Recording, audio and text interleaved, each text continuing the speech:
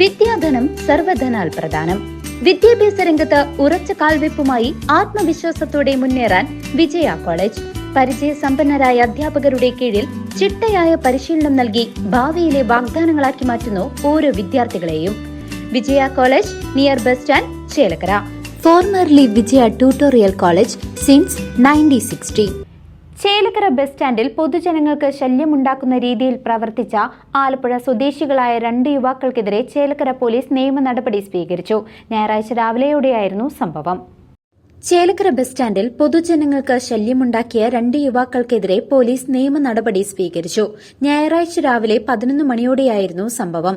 Chelakkara police station sub inspector VH Abdul സലീമും ഉദ്യോഗസ്ഥരായ അനീഷും ഗിരീഷും സ്റ്റേഷൻ പരിധിയിൽ ലോക്കൽ പെട്രോളിംഗ് നടത്തവെയാണ് സംഭവം ശ്രദ്ധയിൽപ്പെട്ടത്. സ്വയം നിയന്ത്രിക്കാൻ കഴിയാതെ പൊതുസ്ഥലത്ത് ആളുകൾക്ക് ബുദ്ധിമുട്ടുണ്ടാക്കുന്ന നിലയിൽ കണ്ട 2 പേരെയാണ് പോലീസ് ചോദ്യം ചെയ്തത്. പരിശോധനയിൽ ആലപ്പുഴ തിരുവമ്പാടി സ്വദേശിയായ 28 വയസ്സുള്ള ഷുഹൈബും മലപ്പുറം അങ്ങാടിപ്പറമ്പ് സ്വദേശിയായ രഞ്ജിത്തുമാണ് ഇതെന്ന് തിരിച്ചറിഞ്ഞു. സ്ഥലത്ത് നിന്ന് മാറിപ്പോകാൻ പോലീസ് ആവശ്യപ്പെട്ടുവെങ്കിലും ഇവർ തയ്യാറായില്ല. തുടർന്ന് രാവിലെ 11:30ഓടെ നിയമപ്രകാരമുള്ള നോട്ടീസ് നൽകുകയും അതിനുശേഷം ഇരുവരും സ്ഥലത്ത് നിന്ന് മാറിയതായും പോലീസ് അറിയിച്ചു.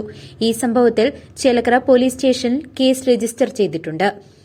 പൊതുജനങ്ങൾക്ക് ശല്യമുണ്ടാക്കുന്ന സാഹചര്യങ്ങളിൽ കർശന നടപടി സ്വീകരിക്കുമെന്നും പോലീസ് വ്യക്തമാക്കി. News desk CCV.